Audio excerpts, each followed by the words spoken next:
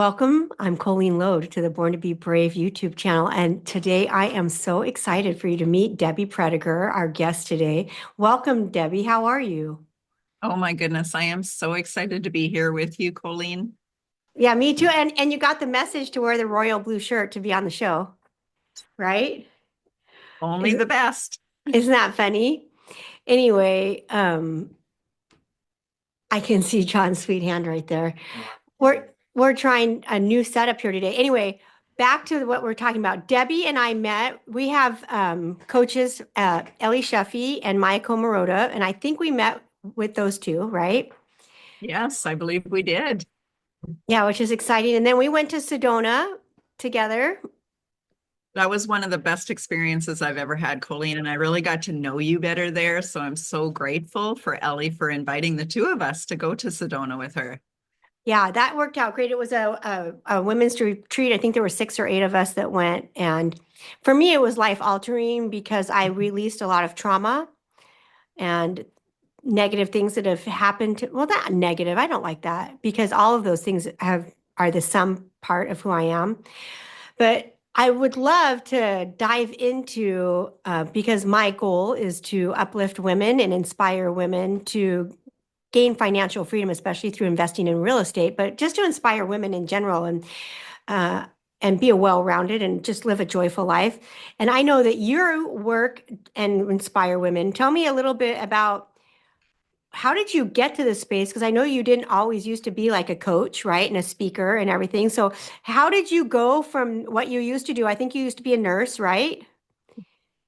Yeah, it feels like a long story and yet a very quick journey all at the same time, Colleen. So interesting enough, yes, you're right. I absolutely was a nurse. So I've always had that heart to serve and that heart to heal. And yet I definitely did not consider myself a coach and maybe not even a mentor if I wanted to stretch myself. It's like mentor, I don't even know what that means, and definitely not a coach. I did not even like the word coach. And so this did definitely fell into my lap or was divine guidance in which to step into this leadership role. But really what was happening is that, you know, you see a gap, you see a need, and then you know that you can help. And so you step up and you start helping. And pretty soon other people start branding you or calling you, well, she's my mentor, she's my coach, she's my empowerment guide, all these things. And I feel like then that's when I stepped it in to another level of me because of witnessing what people seen in me, not so much as a desire to go out and actually build this business. It came to me and then through me.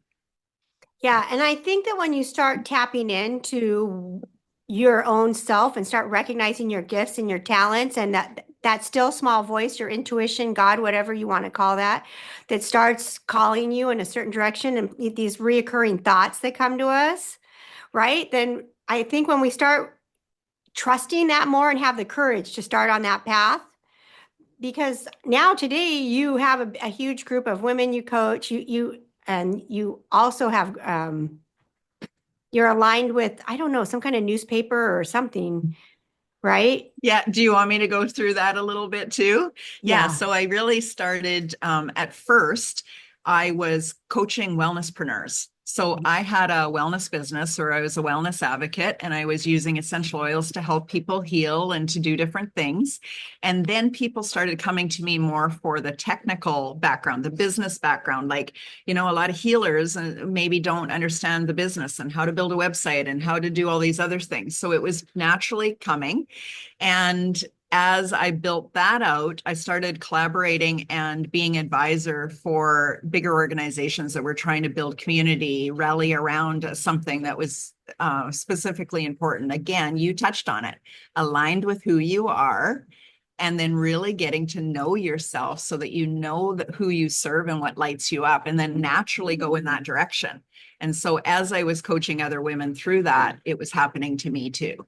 And so I started with the Wellness Universe as being an expert speaker and coach and trainer, helping build business momentum within their wellness professionals. Then I got noticed by the Los Angeles Tribune, which is a media company, that I started speaking on stages and writing articles for them. And now I'm helping them build out that business. And there's a few other organizations. And the fun part of it that I didn't plan, that it's all women, and it's women empowering other women. It's women in collaboration. It's women that are leading. I call them leaders of leaders. And so together we're building communities, mine, and then all these other communities that continue to fall in. Yeah. And I think that, especially when you said you're like women supporting women, I think that's so important because I feel like women are not always encouraged to be leaders and to follow their path and to, I feel like a lot of women sacrifice what they want to do for motherhood or the greater good or being a wife or whatever it is, right? I don't know. What advice would you have to your younger self if for someone that wants to follow their passion? That you can have both. That, I was that people pleaser. I did for more for anyone else than I'd ever do for myself. And when I finally started to recognize, like, what do I want? I couldn't answer that because I had buried my dreams so far below everybody else's dreams, because I felt like in order to be loved, I needed to just do for others. And there is a connection. You can have both. You can truly be who you were meant to be lit up, encourage others, do all those things, but do it from a place of purpose and passion versus like, I need to do this so that I will be loved. There is a complete energy shift and a meaning perspective there, two ends of the spectrum. And so now I help people understand that who they were created to be is the perfect divine guidance. Lean into that. And then all of this other love, connection, worthiness, empowerment, that's all going to fall into place. But if you're just being who somebody else wants you to be, you're going to lose yourself. And that's not sustainable. And that's definitely my story. Yes. And I think that when you have clarity of what you want and what your ideal life looks like, then the universe can help align the right people and circumstances into your life to unfold and make that happen, right? But if you don't have clarity, you're in trouble. Yeah. And I think it goes even more than just clarity. I think that for me, I help give permission to those women to actually dream and claim that thing that they really want. Right. So I can think that, I want this specific thing, but actually I'm playing small. It's so much bigger, but I'm scared to actually speak it out loud. And how can the universe or God or divine give it to you if you aren't being clear on what you truly desire? And so there's a lot of mindset of worthiness and yes, it's mine, and I'm not being too greedy, and I can open up my receiving muscle and receive more, because I think it's all there for us if we actually claim it, if we actually step into it and say, yes, this is what I truly desire. Yes. And I think so many people in general are living below their divine potential. And I feel like they don't see themselves as God sees them. And so they're not claiming, they don't feel they're worthy. And so they're not taking the imperfect, courageous action because they're like, well, who am I to do this, right? That imposter syndrome. How do people overcome? What do you tell them? Like when you're coaching someone and they're like, who am I to do that? Or I've never done something like that before. Like, how do you coach them through something like that to overcome what people call like that imposter syndrome? What do you say to someone? Well, thank you, because what you just said is pretty much what I say to them, that you were you're perfect, exactly the way you are. When we figure out that thing that lights you up, it is your divine essence. It is God giving you this. And so there's no mistakes. It's absolutely perfect. Lean into that and know that you can't get this wrong as long as you uncover the thing that brings you joy, because that's the seed that God planted in your heart to begin with. And so When people stop in their logical brain trying to figure it all out, and they come back into their heart space where they know that this is divine wisdom and that there's truth in it, I help them anchor into their own truth so they can step up with more clarity, more courage, and more confidence. Yeah, I love that, right? And how rewarding is that for both of you? I just feel like I'm in the middle here, just connecting the dots for people. Like, really, I'm just working for God. And He says, here's the things that are possible, and they don't see it yet. And I just help them connect the dots and then step out with purpose, with clarity, but with accountability and with almost like that sense of loving arms surrounding you. And I totally get it that it's God's arms surrounding them, but I kind of sometimes have to be the middleman so they understand that this is for them. This is meant for them. Yeah, I love that you're just there helping them connect the dots, right? And to see a vision for their life of what's possible. And that's the gift that God has placed on my heart, is I am able to see it. So I know that you have special gifts. I think everybody has special gifts, but one of my gifts is that I can hear, I can see, and I can know. And those three things together, I see the vision unfolding in front of me for them. I can't often tell them that vision right off the start. I have to like guide them and mentor them and kind of show them the path, but they have to choose it. And when they choose it, I'm there cheering them on and helping them out until they're ready to actually hear and understand that this is so much bigger than they think it is. Yeah, when they start stepping into their power. And I It's think it helps. beautiful. Yeah, I think it helps to have somebody to help guide you along. Like when you first started, I know you were a nurse and you're not a nurse anymore, right? You don't do any nursing, right? No. Like for somebody in our audience who's like listening and whether they want to become a coach or invest in a business or invest in real estate or whatever they're thinking about switching to, right? But they know that every day they're miserable and they're unhappy, right? Because I would say that most people, I don't know, maybe this is a generalization, but I would say most people are not living their purpose and they're unhappy, right? And they're just like getting by. They work for their retirement or they're working for their insurance or because they have to pay their bills, right? They have kids to feed, whatever it is, right? But they're not living their purpose every day, right? They're not waking up out of bed going, "Oh my gosh, I can't wait for the day." Like I woke up today like so excited. Like I looked at my calendar last night before I went to bed and I was like, I have the best interviews today and I have all this great stuff going on and I'm spreading love and light and I'm living my purpose, right? And of course, there's moments that are difficult. Owning your own business, of course, right? And being an entrepreneur is definitely a bumpy ride. But like, what would you say to somebody who's not living their purpose, who has this thought in their head about something they wish they were doing, right? What should they do? Well, it all starts with awareness. So first of all, are you actually aware that you're not living your purpose, you're not living in joy, and you're not living in abundance? And that is okay. So there's a gap here. There's this desire that I haven't even spoken about. And here's where I am. So in the middle there, again, we can often go into logic of how do I actually create it? Well, I've tried that before. Like you just keep hitting roadblocks. I've done that. I've tried that. That doesn't work. Let's leave all the logic behind and actually dive deep into what brings us joy. What lights our heart on fire? What whispers? Sometimes you have to like get rid of everything of the old thoughts and the habits and the patterns and really focus on, well, if I recognize on a daily basis or even an hourly basis, what is bringing me joy? What's fueling my fire? What's lighting me up? What could I do all day long, whether I was being paid or not? Once we tap into that, then we can start creating abundance from it. But you already have to allow the thing that brings you joy to be amplified and amplified through you, because I believe what brings each one of us joy is unique to us. And so that is our divine gift. Yeah, I love that. And I think that to realize it's okay to want to go after it.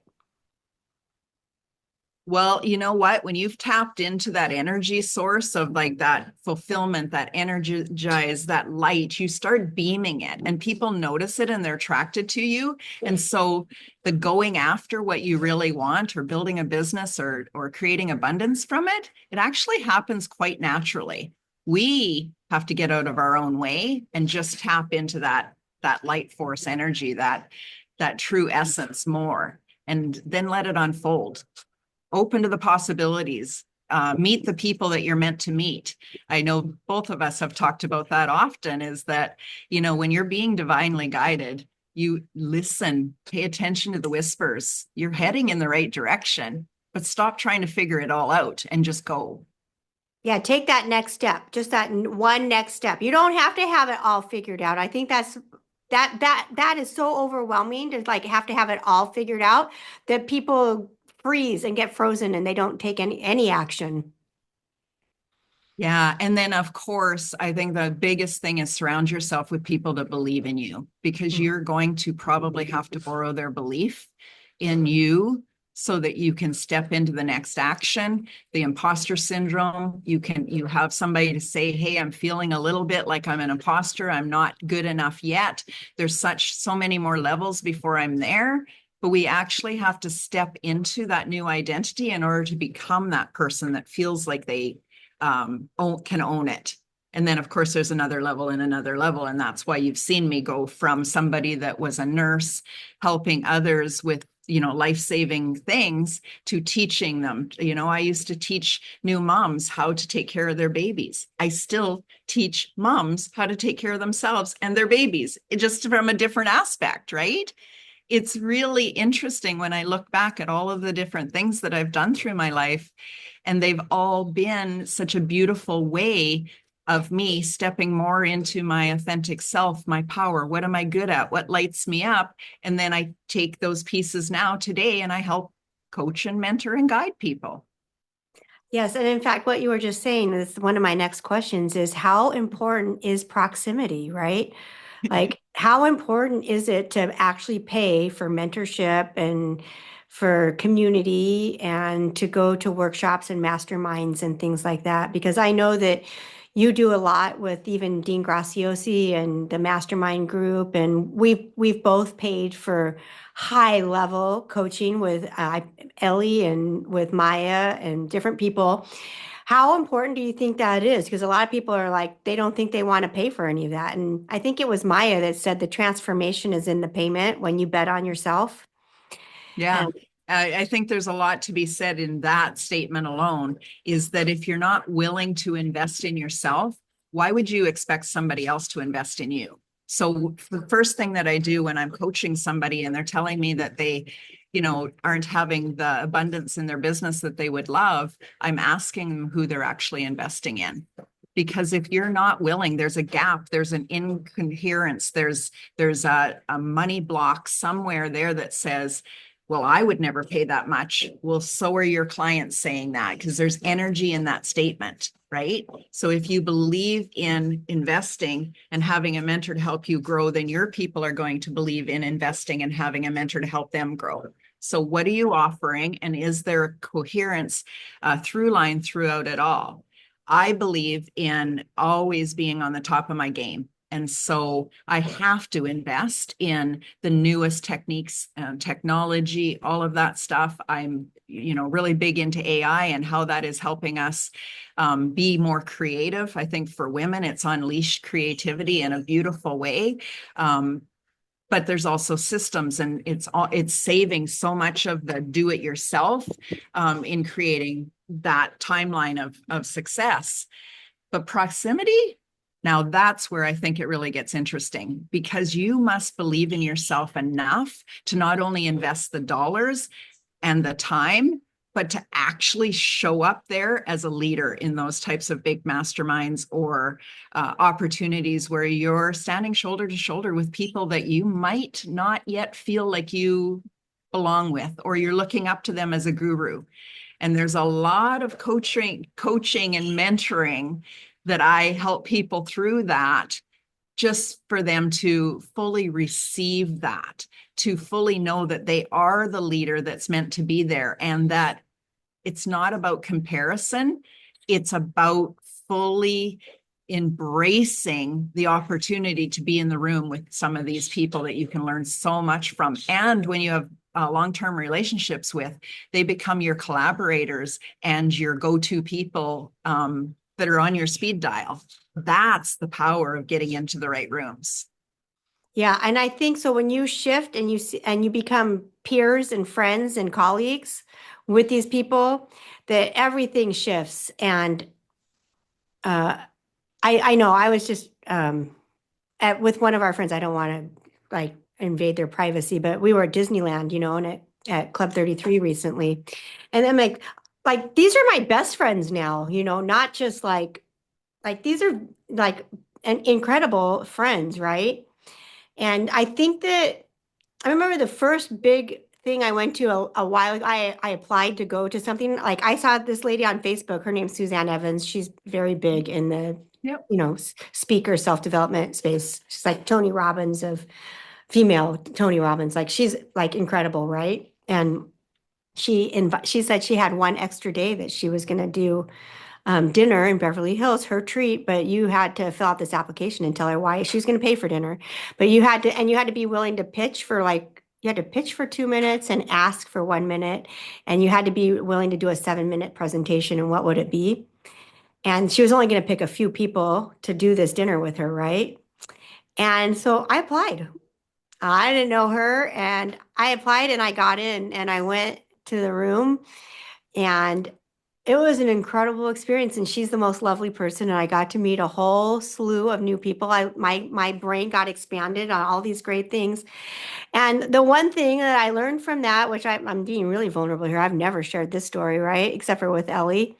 But I up until recently didn't care so much about clothes and shopping, and so I didn't spend any time thinking about what I should wear to that event. And I literally just wore a pair of pants and a shirt that I had here, and I didn't put any effort into my outfit, right? And then when I got to the hotel and my car, I have a beautiful car. I felt very comfortable in my car there. I felt very comfortable, right? And anyway, when I got to the dinner, I was like, oh, I'm way underdressed, right? Like, and I have clothes at home that would have been fine. Like I would have fit in way better, right? Yeah.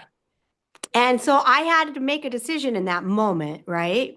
Am I going to feel uncomfortable and small in this event, right? When everyone's dressed way nicer than me, right? And like dressed like perfectly, right? Beautifully. And I'm just in like basically, I don't know what I was thinking, but anyway, I had to decide in that instantaneous moment to just make a shift and say, okay, Colleen, do not focus on it and just find out, you know, like what's going on, what's the projects they're working on, what's like their Mount Everest thing that's going on, and connect with them and then find out how I can add value to their life by being a really good listener and asking good questions. And I don't like to ask people, how can I add value? Because now I'm giving them a new project, but just thinking like, how can I help this person get to the next level for their life, right? And maybe I can connect them with someone else that I know, right?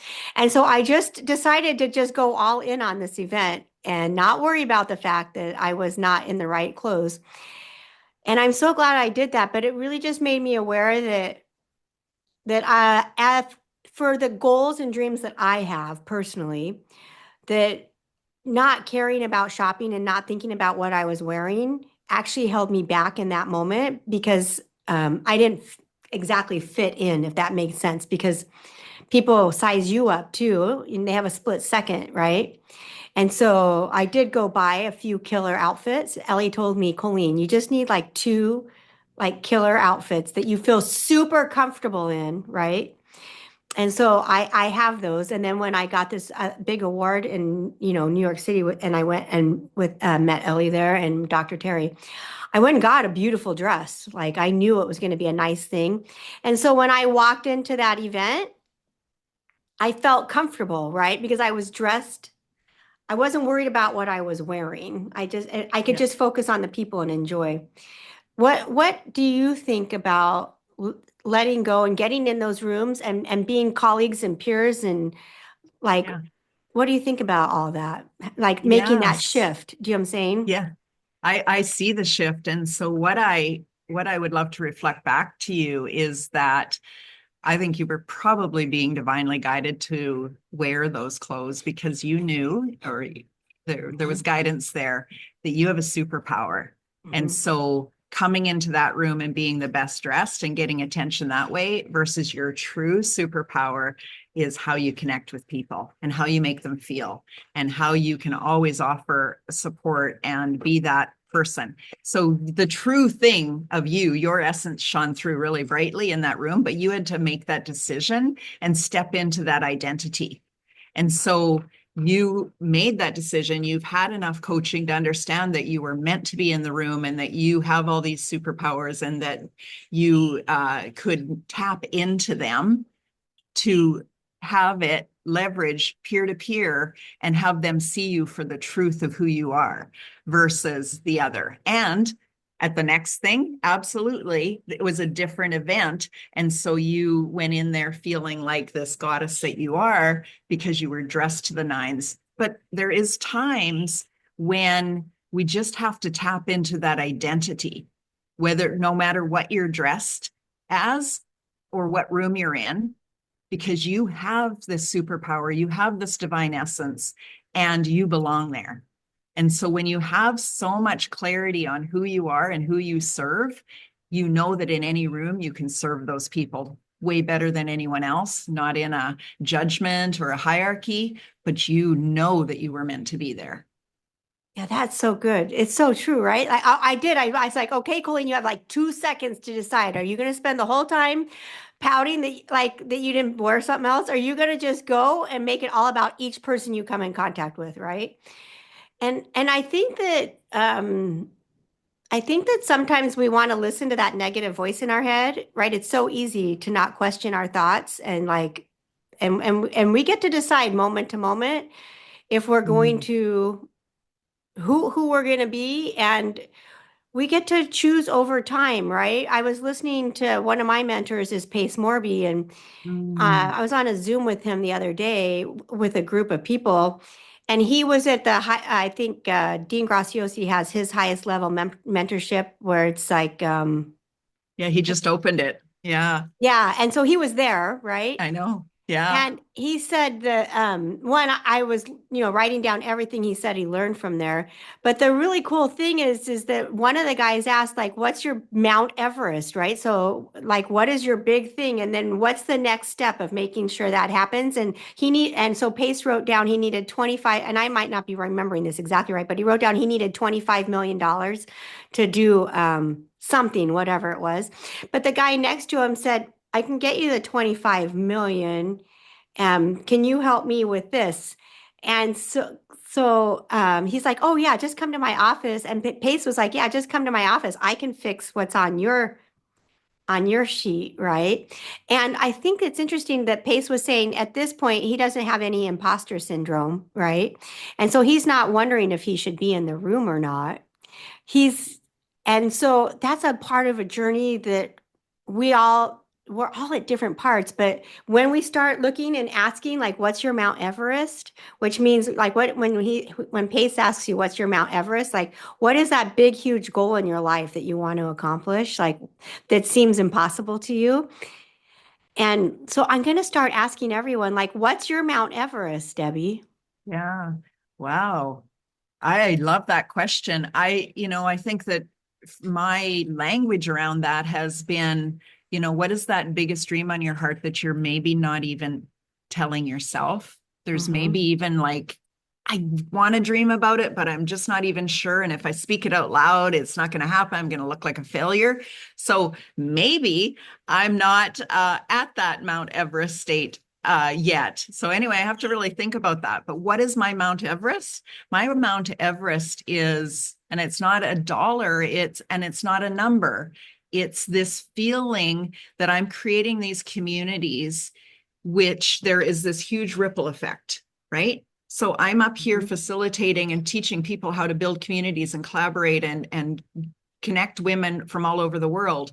And then the leaders of leaders are stepping up and wanting to be mentored by me, and they're bringing in their whole communities. So our communities just continue to grow and grow and grow and grow because we all have the same mindset. There is no separation. There is no judgment. There is no comparison, but somebody needs to be at that top of the Mount Everest saying, come on, I'll show you the way. Here's how to do it. And let's stay in collaboration versus competition, because as soon as somebody starts judging you as like, she's at the top of the mountain and I'm going to knock her down, that changes the whole energy of the whole collective. And so I'm building this collective community where women totally 100% empower each other, and they lean on each other. What you just said about pace, and the person sitting next to him is, I can help you with that.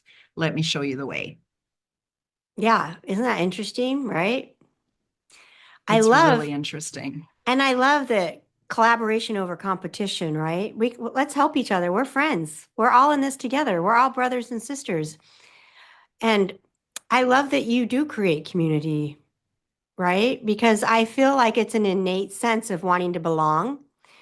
It like we're hardwired for wanting to belong. Belonging is so important, right? Even the kids like in like middle school and high school that like dress different, they still want to belong because now they're dressing different to be with the other kids, right?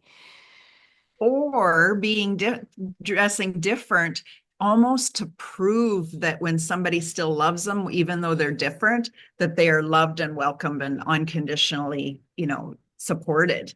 Oh, So I this love sense that. of belonging it's almost like, I'll push you away to see if you invite me back. And, we all have different wounds and different reasons and different behaviors and stories of why we act a certain way. But Colleen, we've talked about unconditionally loved. And that at that time in your life, or that moment, or that season, when you truly feel unconditionally loved by yourself, by divine, by the people surrounding you, you are unstoppable. And that's really what I'm helping people do, to be seen, to be heard, to be valued, and to be unconditionally loved by themselves first. And then that ripples out into the world. And I think that one of the things I had to let go of, which I feel like I should share, is if you're not experiencing unconditional love from your friend circle and your colleagues, you might, and it might even be some family members, you might have to let go of your relationships with them and start spending less time with them, listening to their advice, and really spend. I went from, because I was highly judged by, I would say, so not unconditional love, very conditional love by quite a few people based on circumstances that were unfolded in our lives, which have been the greatest teachers for me, right? Painful, very painful, what other people would consider painful moments.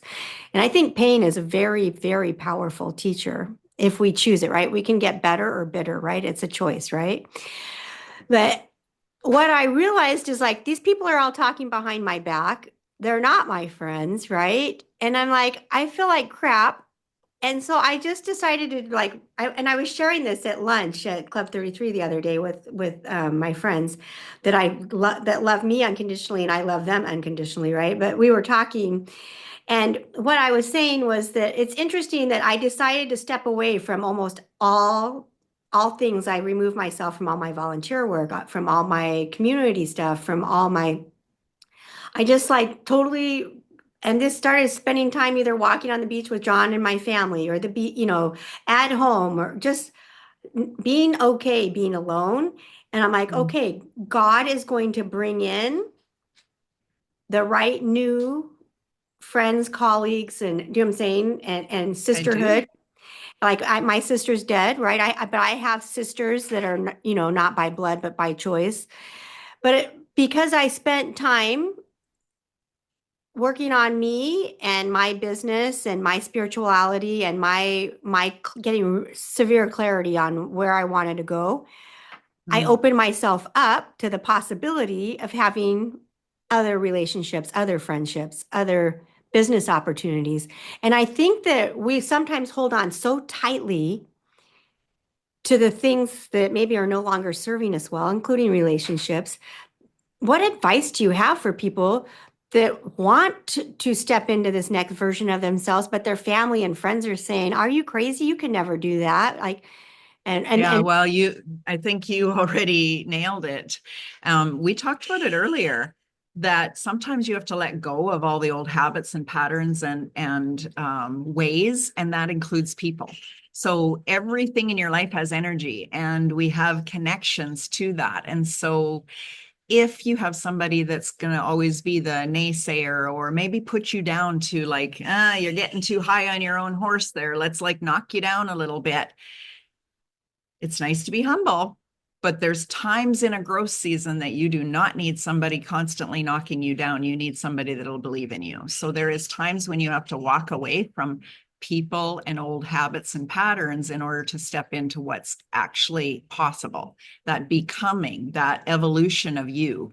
And so exactly that.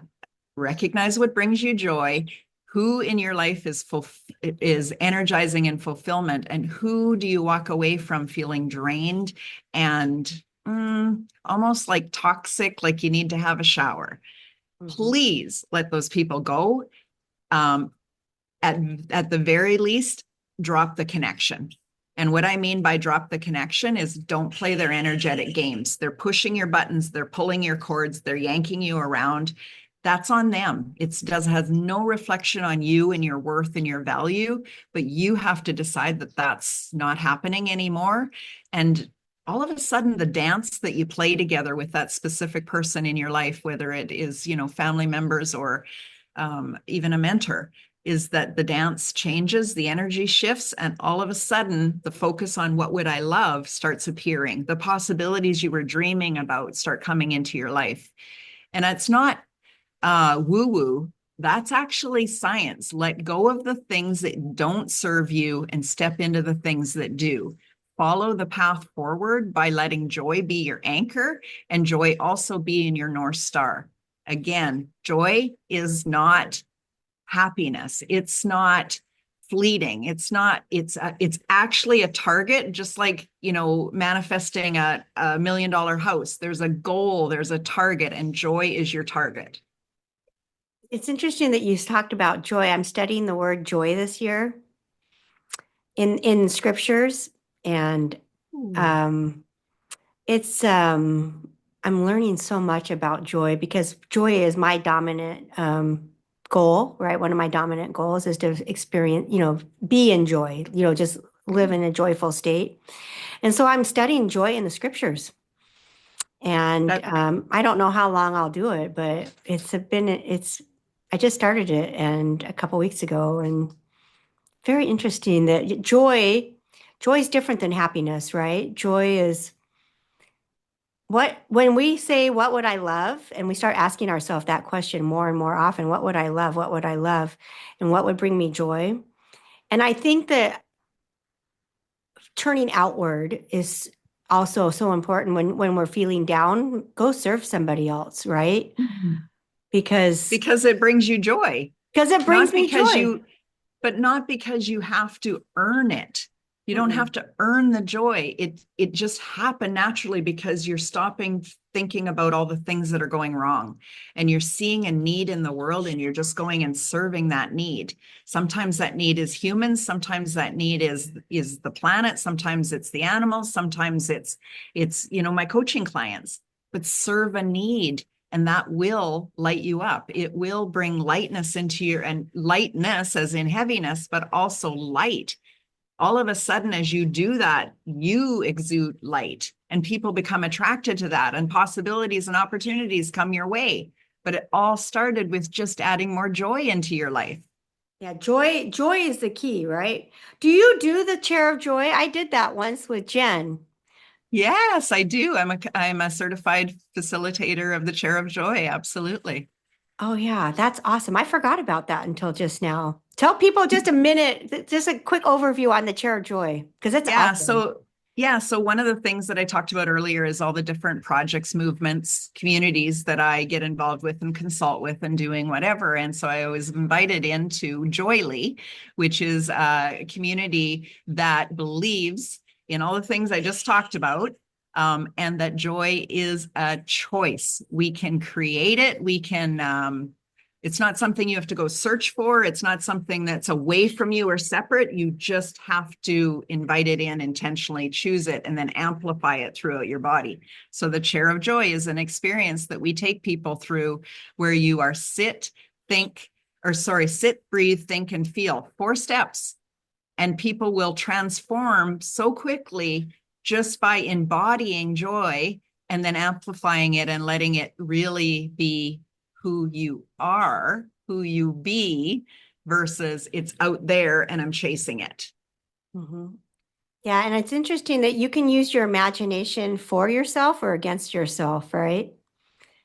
And might as well put your imagination and your mind to work for yourself. Yeah. And that is so, I mean, in many different aspects of coaching, we use our imagination to unleash the impossible to the possible, right?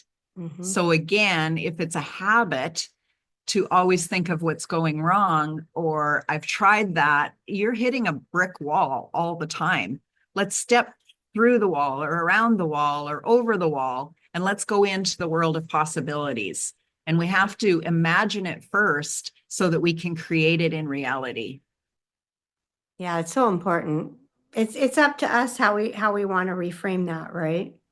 You can use your imagination to create the life you love that brings you joy, or you can activate thoughts in your imagination that bring you stress and despair, right? It's our Yeah. choice. Yeah. Downward spiral of worry and doom and gloom.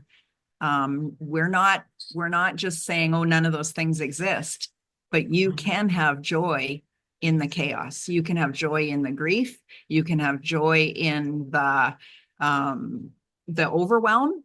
You can find pieces of joy and then amplify that versus amplify the worry, amplify what's going wrong, right? That's Yeah. the choice. It's the perspective. What are you actually focusing on? Because what you focus on grows. What are you growing?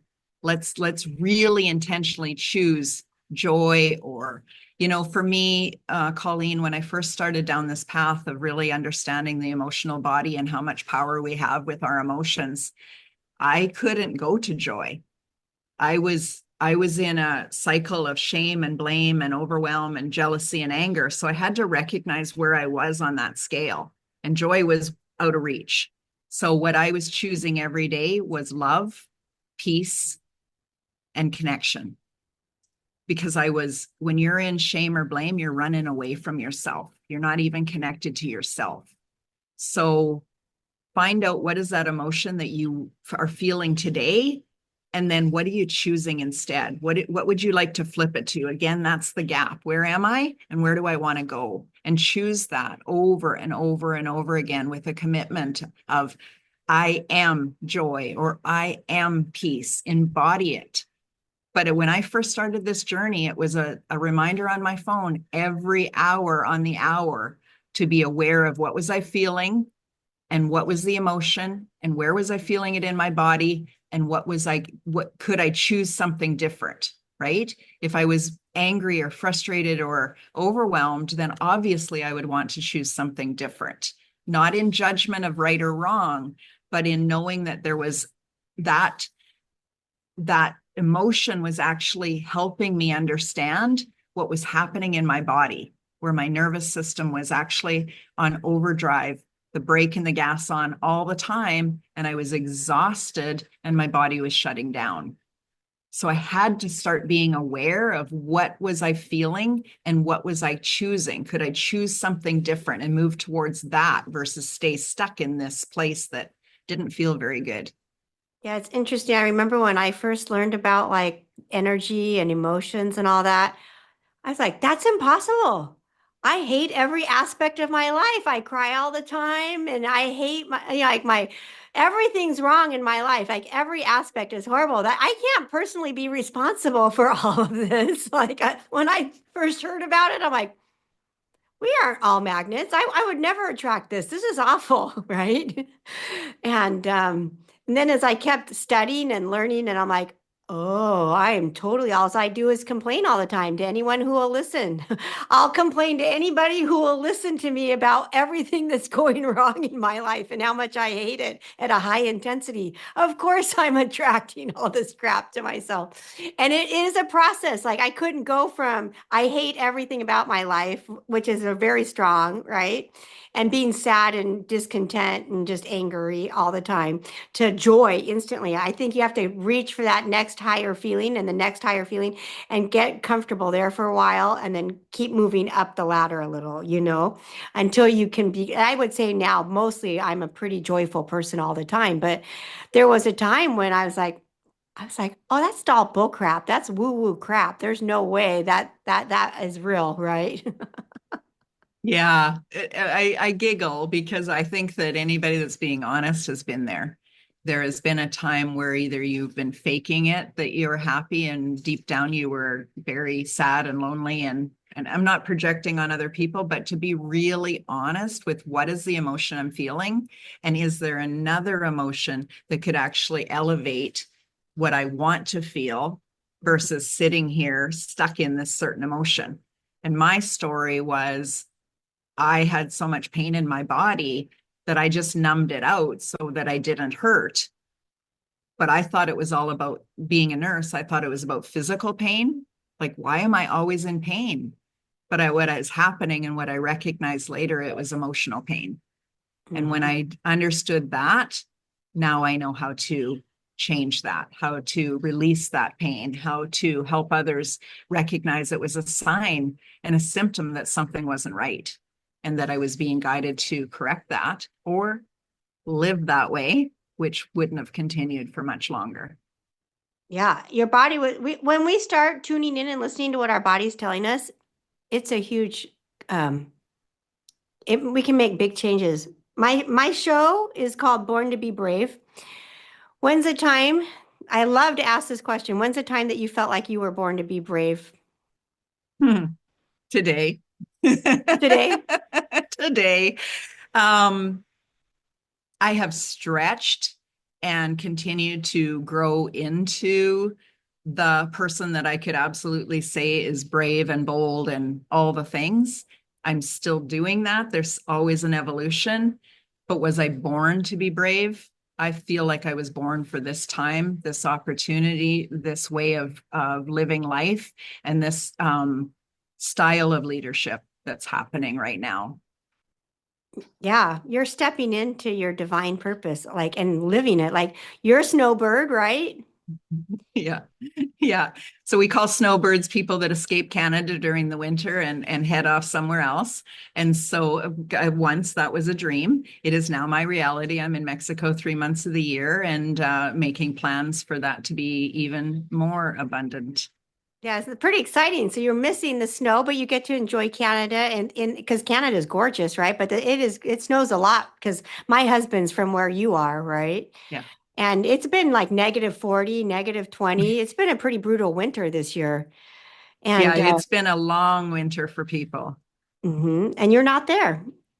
I'm not there, although we still farm there. So, our animals are still there. Our family is still there taking care of it. But again, I'm going to go back to the coaching part of it is that there was a time living in a town of 110 people that I thought, how can I be a global thought leader, mentor, speaker? And there was also a time that said, this is a fifth generation farm. How can I ever have a global business and be able to travel the world? So I was thinking in limitation and struggles versus what would I love? And let's let the resourcefulness and the opportunities come to me through me. That's much more fun than living in the land it's not possible. Yes, and I think we can have reasons or results, right? We can't Mhm. have both. And if you believe that the reasons why you can't do something, you are absolutely right, right? Like, I'm giggling because it's like for a long time, I told myself that self-care was selfish, and I had all the reasons that was true. And when finally something shifted that I could only go so far and I could only help so many people if I was really being selfish with my own self-care. It wasn't sustainable. And I can giggle now because the story it was telling me was such a survival story versus a growth mindset. And when we can laugh at ourselves, and then tell that story, not from a place of shame or blame, but of this new perspective. And it's like, oh, thank goodness I had a mindset shift on that, because I've certainly rippled out help to so many people because of that one shift in perspective. Yes, and isn't it nice that we're like we shed like a snake sheds their skin, right? And you get a new skin, right? I just love it. Or like my favorite thing, there's a new picture because I'm really big on Jesus, and there's a new picture that just came out 2 days ago that somebody's selling, and it's a picture of Jesus with all these butterflies. And I love butterflies because butterflies are they're a caterpillar first, right? And then they go into their cocoon, and then they have to push, push, push, and push their way out to become the beautiful butterfly. But if you take the butterfly out, if you a human comes and helps when it's in the cocoon, it'll die because it didn't get the strength, to become a butterfly. And I just love the symbolism of a butterfly because we're all the caterpillar in the cocoon becoming the beautiful butterfly, right? And we just become a little bit more beautiful as like self-care is the best thing ever, right? Like now, but before you're like, oh no, that's horrible. It's selfish. And it's just like when I hear people say they just they grind, grind, grind. And I'm like, why do you do that? Why don't get in the flow? I when like, yeah, you and I we just operate different. And like resting, like when I hear people like, oh, I never take a rest day, like with a badge of courage, I'm like, that is crazy. Rest is such an important part of overall health, right? But we're all on this journey together. Do you know what I'm saying? I mean, doing at Mhm. different points and letting go of different philosophies that we've either assimilated, loved, or grown up with, it, have been transferred down to us generationally. And but it's so exciting when we like let go of these layers, like the snake, right? Just shedding another layer, and then we can become more joyful. Wow, I love that. And I love the image that you just gave me of the butterflies and this new. So I don't know where you get these images or buy them or who creates them, but my mind was like, well, I totally get that, because right now we are at the best time in our lives. We can be anything we want to be. We can create any business from anywhere in the world that we want to be. We can have the freedom that we choose, not the freedom that we think is possible, but we actually create it. And we are becoming more and more of ourselves each and every day, more and more of that butterfly. But yet we have to go through that whole process in order to get there. The Yeah. people that are born a butterfly, I'm sorry, they actually miss out on a lot. And I think that especially a coach or a mentor, it's the struggles you went through that helped you with the wisdom and the experience that now you can guide other people through.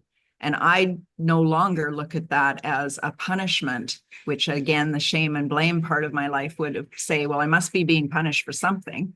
Now I can look at it and say, be so grateful, like full body chills as I say that, because I'm so grateful for what I went through, because somebody else doesn't have to go through it. I can help them just take the fast path, and still they feel seen and heard and valued for their own experiences. And they can't say, well, you just don't understand.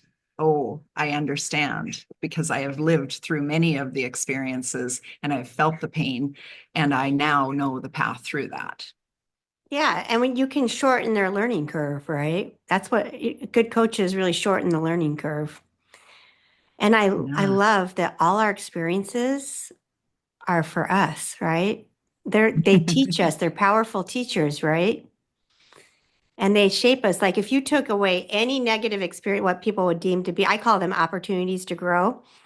Yeah. And but if you took any one of those, like any of my painful moments away from me, I'd be a different version of myself, and I don't know if I'd be as beautiful as I am today, because Mm. those experiences shaped and molded me. And like when a refiner's fire and they slough off the impurities, the I feel like when you squeeze an orange, I say this a lot, but when you squeeze an orange, grape juice doesn't come out, milk doesn't come out. It's orange juice that comes out. And when we get squeezed, it's in the moments of being squeezed, whatever it is in your life that's an opportunity to grow. But when we get squeezed, we find out, what do we really believe in? What are we made of? Are we resilient? Are we going to dig deep and get through this? Like, where are we? Like, what are my values? Am I going to take action still? Like, what am I made of? And am I really committed? Am I all in? And I like that all those moments in our lives, those orange juice squeezing moments, if orange juice comes out, so when you're squeezed, if you're bitter and angry and all those things, that's showing you who you are, and you got to start thinking about some of this stuff, right? Oh, So, Colleen, that is so good. mhm. Orange juice comes out, but do we want bitter orange juice or do we want the real good stuff coming out? And that's us doing the inner work to let go of the toxic thoughts and the impurities that are inside of us. And opportunities to grow moment are just clarifying moments, right? What do I really believe? And is there an opportunity to shift a belief, a pattern, a habit, an unconscious thought, and really step more further into the true essence Of ourselves, right? of ourselves? Hmm. Mm-hmm. Do you have anything I haven't talked about that you would like to share with my audience that you think would be important for them to know? In a world of that rewards doers, we talked a little bit about the hustle and grind mentality. Mhm. I really encourage you to be. And when you just allow yourself to be who you were created to be, all the opportunities that the doers are chasing are going to come to you. Yeah, being. It's in the being. I had a coach to tell me once, if you're out of the flow of who you're being, your best version of yourself, don't pick up the phone and make your prospecting calls. Go reconnect with nature. Go to the beach, go to the park, get your shoes off, meditate, pray, go for a walk, go put some disco on and dance your heart out, whatever it is. But before So you true. pick up the call, the phone to make your prospect, this is a real estate mentor. And it's Yeah. like, that's such a good idea, right? And then go do whatever it is to, emotion equals emotion. Go move your body, do it, write, journal, go punch a pillow, whatever it is, but get it out and then go make your calls. He goes, you're gonna how your being is going to come across while you're making your phone calls, and how you're being is the most important thing. So don't feel like you need to make those calls. Take another hour, go shift your energy and mood, then come Mm. back, pick up the phone and start making your calls again.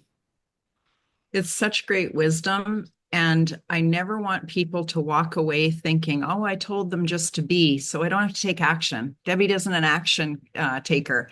Action rewards action, right?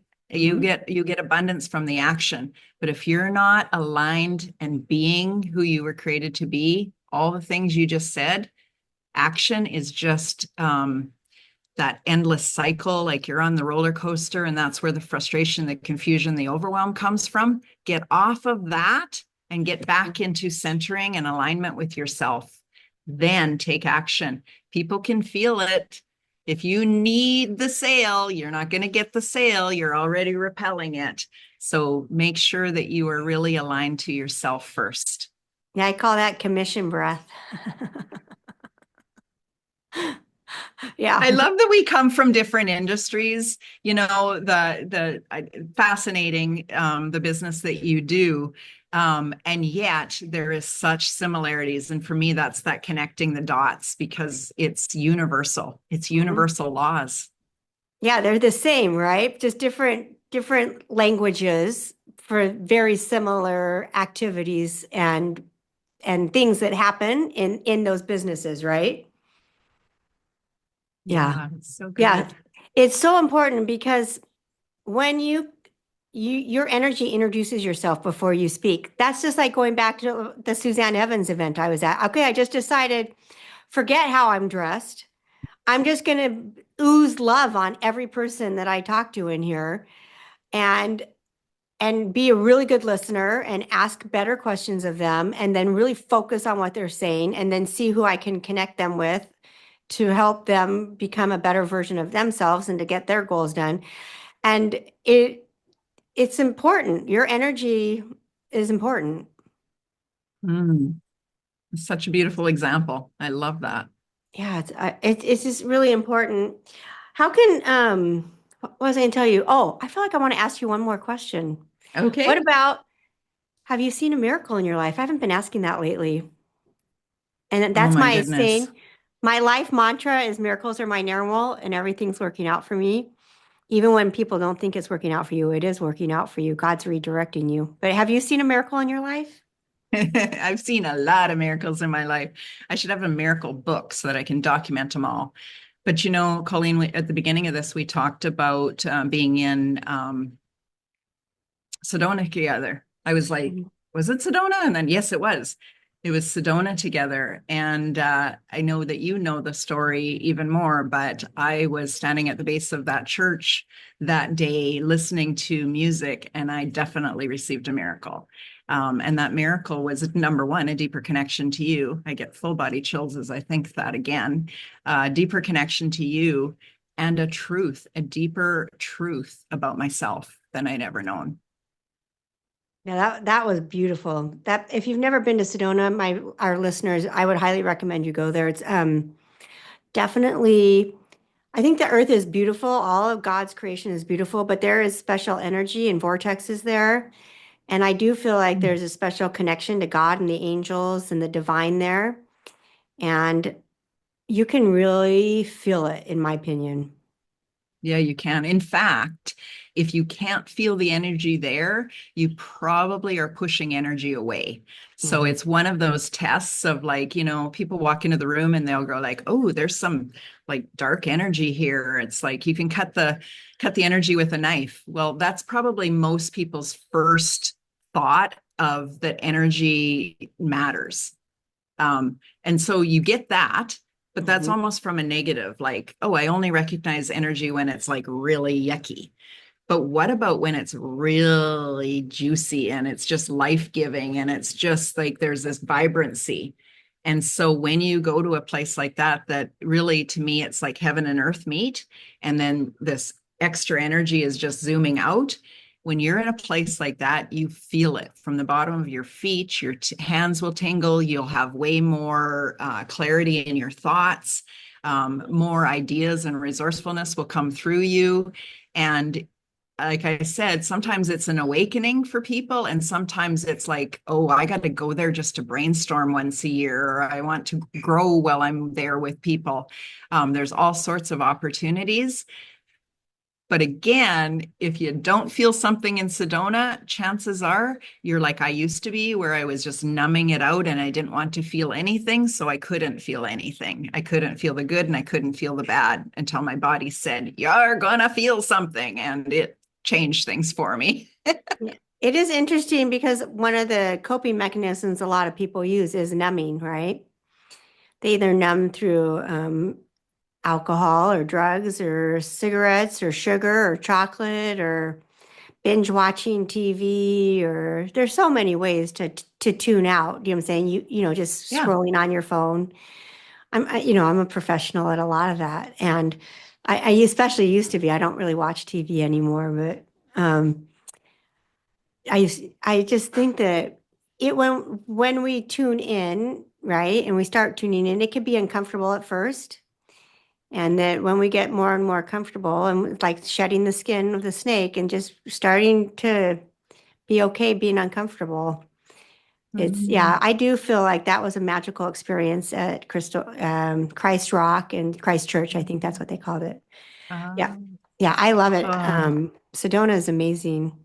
I feel like even just waking up today was a miracle. You know, so many people in the world did not wake up today. And I thank you for sharing that miracle and for all of your Mm. opinions. And where can people find you if they want to be coached by you or learn more about you or be part of one of your communities? Where can people find you? Yeah, well, you can find me anywhere under the name Debbie Prediger. And, LinkedIn is a really great place to reach out to me on. I also have kind of like a link tree where it's just AskDebbie.club. And it's all of the things so that I can change them if it's a new offer that's coming up or a new group or an invitation. But I am also building the Be Extraordinary Women's Network. And that's where I'm curating conversations with extraordinary women making extraordinary moves in this world.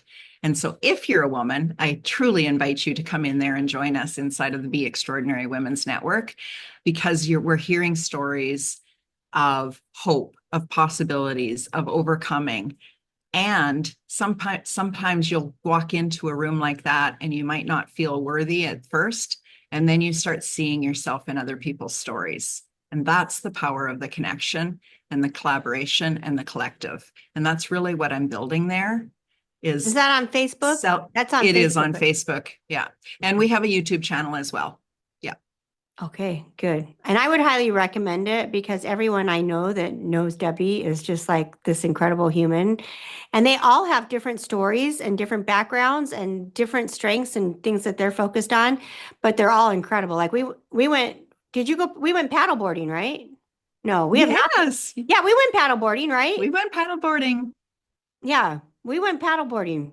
And it was Guys, Nicole. that's another miracle, because I used to watch you do these paddleboarding and you'd video it, and I'm like, someday I'm going to go with her. Someday I'm going to get to do that too. Never been paddleboarding in my life. And I had an opportunity through a mutual friend to come out paddleboarding with you. And I just sat there that day and just like in awe of how our lives unfold and how this opportunity creates itself with a first of a thought of, I would love to do that. See, and then we did it. We went paddleboarding together. Yeah, and then I met your friend who's awesome too, right? And so and then our mutual friend that organized it is freaking amazing too, right? But everyone's on different paths doing different things, but they're all incredible women, right? And I think that our lives are so rich when we start surrounding ourselves and let go of things that are no longer serving us and then make room and start betting on ourselves more often and just get in the room. And I know that our lives will change so much, right? Just start following your path and listening to those voices and trust more and have more faith in yourself and in God and go for it. Yeah, we went paddleboarding together, girlfriend. We sure did. One last thing I'm going to drop is that Colleen is actually going to be a guest on the Be Extraordinary Women's Network. So we'll be able to connect these two conversations and go deeper. Yeah, it's exciting. Yeah, so you can catch my interview on your YouTube channel and your Facebook group, right? And That's right. I can tell you that you won't be sad that you hooked up with Debbie Prediger because she is a genuinely good person and is just not only a kind soul, but actually will help you see a better version of yourself. And who doesn't want somebody in your life that helps you see a better version of yourself, right? My goodness. It's such a joy to have these conversations with you and connect and just to be in your energy. It is so beautiful, Colleen. Thank you for the invite. Yeah, thanks for joining us today. And remember, you guys were born to be brave. And I hope that you'll bet on yourself because this is not your practice life. And I think that we should not waste it. Like it's a real gift from God to wake up today. And if you're unhappy with your life, I hope you'll take time to make the changes slowly, right? And it's a long journey. This isn't like a get rich quick thing. This is just and lasting impact. Like when I'm in heaven and I'm dead, my kids and grandkids and great grandkids can come back and watch these interviews and feel the essence of Debbie and Colleen, and your kids and grandkids and great kids can watch these. And I have chills just thinking about that, but I want my kids and my grandkids and my great grandkids to know, even when I'm dead, that they can do anything because their grandma did it. And I want them to know that they should live in joy and go after their dreams and goals and that they're worth it and it'll work out and God's with them. And the more that you shine your light, the better it is. And I don't know. Anyway, I love all of you that are watching. Please like and subscribe to the show and the channel, and we'll talk to you later. Thanks for joining.